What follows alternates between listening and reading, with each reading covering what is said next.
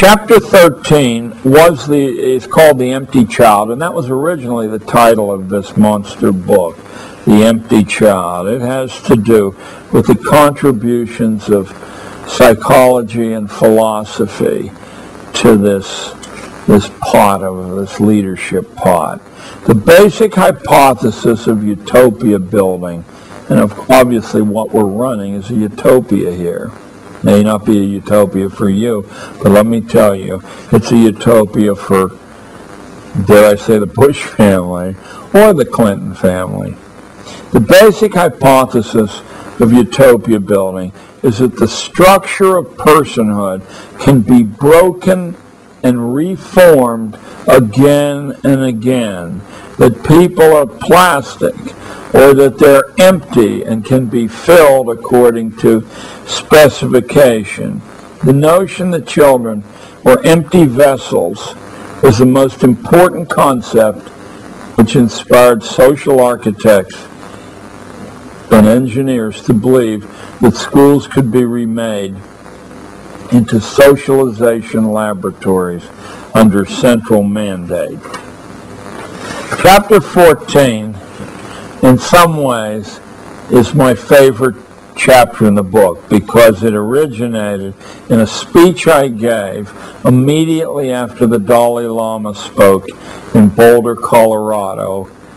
And I had sat directly in front of the Dalai Lama, staring in his eyes while he spoke, and when he was done, I got up and spoke to a tent full of people who I think paid $500 a ticket to get in, certainly not to see me. But I was inspired to reach some kind of height beyond the ordinary. I must have taken 90 days to write this talk. It's called Absolute Absolution, and it deals with the necessity of throwing God out of government schooling. God was pitched out of government schooling on his ear after World War II. This was not because of any bogus constitutional prohibition, at least not one that the previous century and a half could detect, but because the new state and the new economy considered the Western spiritual tradition too dangerous a competitor to be allowed, and of course it is. When you issue a wild card to every citizen that says you may appeal beyond the decision of our managers and experts to an invisible guide, you're dealing with a situation so unstable that sensible architects knew it had to be gotten rid of. What I'm most proud about in this article, though, is you can't just throw God out. What you have to do is find a way to replace the functions that God serves. I can't give you a religious lecture here, but obviously one of those functions is to deal with the inevitable universal aging, sickness, and death that we all will encounter.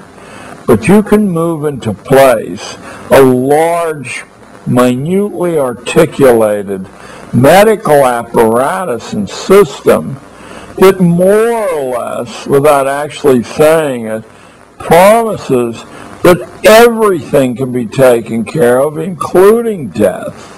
It's just a matter of time, isn't it? Until we don't have to die. It seems to me I hear that message daily from the medical system. And there are other things that functions. God holds your hand when you realize that paying the penalty of the forbidden fruit in Genesis, that you're going to have to labor by the sweat of your brow for your bread.